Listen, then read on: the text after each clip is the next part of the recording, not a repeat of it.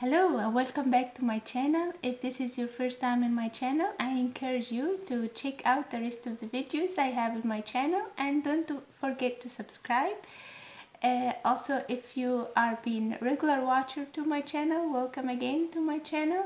Nice to see you again. And today I will be doing one pattern, repeating it for 3 models. Like you see, there are 3 models I created from this one pattern. That's the whole idea. One pattern, you can be creative by mix and matching the fabric. One of the fabric I use the leather, and other I use some stretchy fabric, and so forth. You can just add whatever fabric you are comfortable with using. The pattern, I found a similar pattern on the internet, so I attached a link for the pattern in the description. So check it out, download it, and have fun. Without any further ado, let's get started. So I grabbed the one that I created earlier, and I'm just tracing it. This way you can see that you can easily trace any blouse that you have that you want to have another copy of it with a different fabric or combination. I did not add seam allowance to my tracing, so I'll be adding this later on when I'm cutting my fabric. You may want it to add it now, or you can add it when you cut your fabric. It's all up to you. And also I'm using for the paper, in case you wonder, these are gift paper or wrapping paper that I'm using. You can use anything you have. You can use newspaper, whatever you have. Okay, so back to the blouse. Now I'm showing you how to cut the shoulders. So for the shoulders, I'm just adding my seam allowance. You can add, I added 1 centimeter or 1/4 of an inch.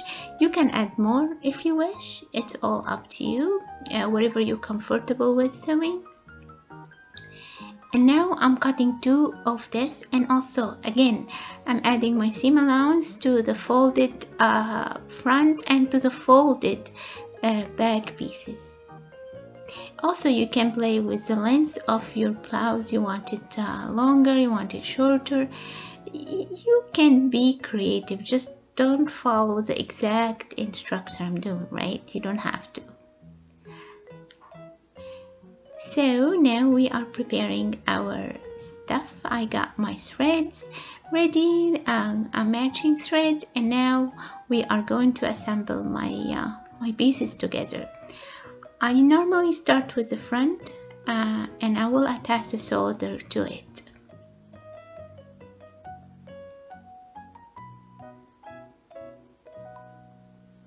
So what I'm doing here, I'm adding some notches so I won't forget which one is the front and which one is the back. If you notice, I also wrote on the shoulder pieces which one is the front, which one is the back when I was tracing. This way, when I assembling it, I won't forget and put it the wrong way. We all make mistakes, right? So here I am, I'm matching my front pieces together, right side together, and now pin or clip on the shoulder, and yeah.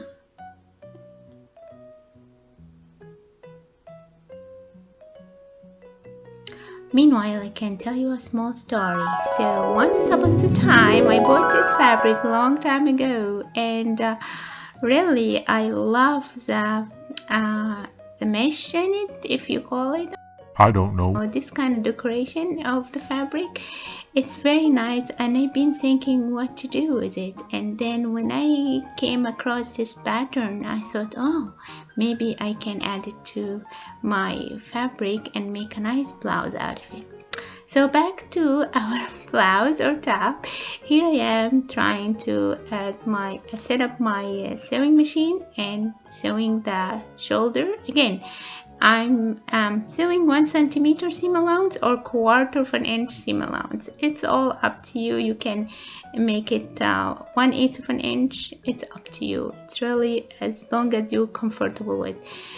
The reason I added 1 centimeter just to make it less bulky on the shoulders and on the rest of the blouse as well.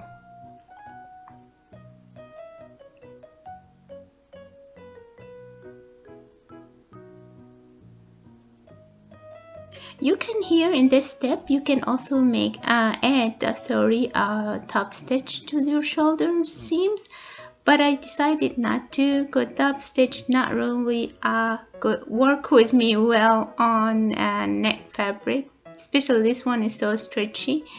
So now I'm working on the back piece. Oh, I got lazy and I said, okay, let's work on this area rather than going back to my board. So forgive me for that angle. I hope you can see everything all right. That's all right. That's all right. So you will also notice there's for the shoulder parts, the black fabric, I have it cut a little bit bigger, slightly bigger. You see there's like a small triangle poking out. That's fine, that you can trim when we are doing the neckline. Again, I'm sewing the shoulders.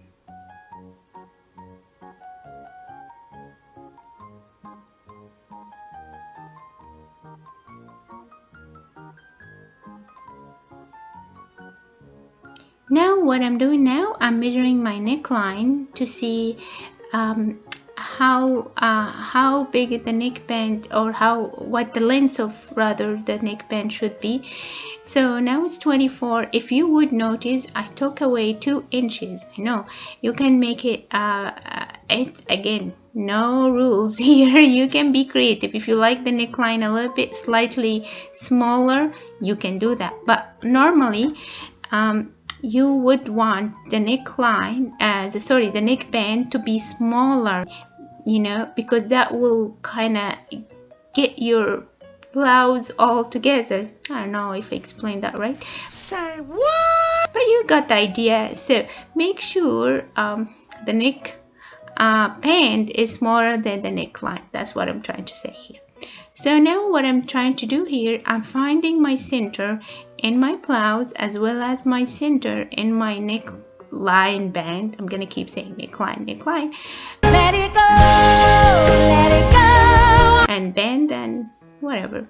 So now I'm matching my center. So for the neckline band, I'm gonna match the back and the seams with the back center, and the other center of my neckband with the neckline center of the front.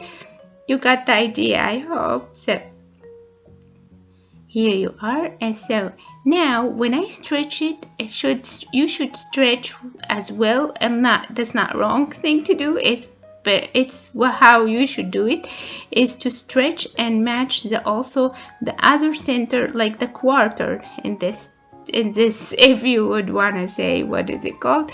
So as you matching the other, like from the shoulders and another shoulder, and you want to stretch and make sure every time you stretch you bend and so forth. Yeah, it's easier if you watch it rather than listening to me trying to explain it. Trying to see what I can do.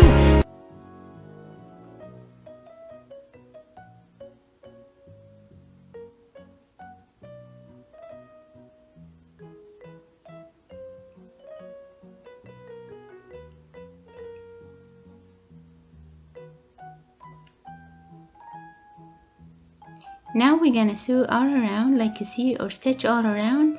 And also I went ahead and overlock my stitches, and now we are going to work on the side. Oh, by the way, you might want to give it a good press at this time so that it won't look like wiggly or no, wavy kind of thing. So it will look nice when you give it a good press.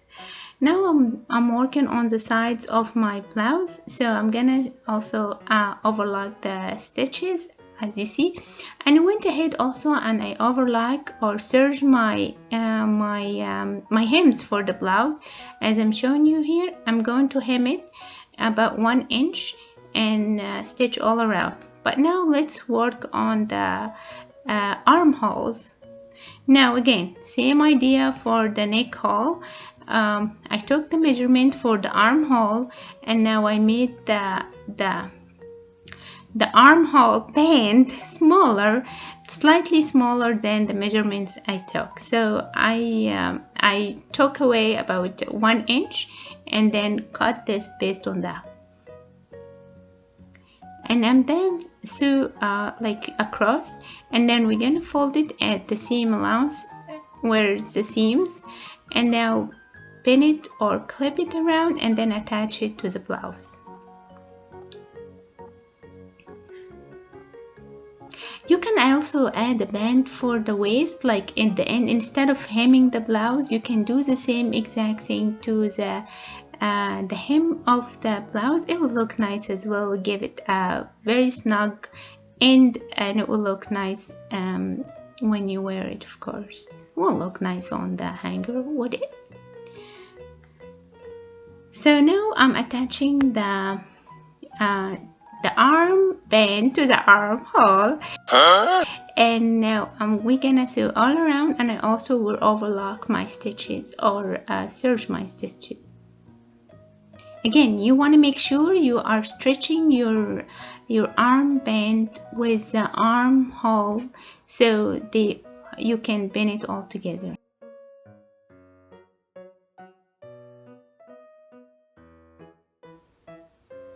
Once this is done, here you go, I overlock my stitches, as you can see. And now we are going to work on the bottom section. So for the bottom section, or the hemming of the blouse, so I just, as I mentioned, I made it 1 inch hem all around. It's up to you. You can make it smaller than this. It's all up to you. I went by 1 inch because I want it a little bit shorter. And here we are, we completed our project. I hope you enjoyed this tutorial. If you did, please don't forget to give it a big thumbs up. And if you have any comment, any suggestion for the next video, please let me know. And I also have my Facebook account. If you made a blouse or a top like this, I would love to see it. Please add it to my Facebook. Thanks for watching, and see you next time. Bye bye.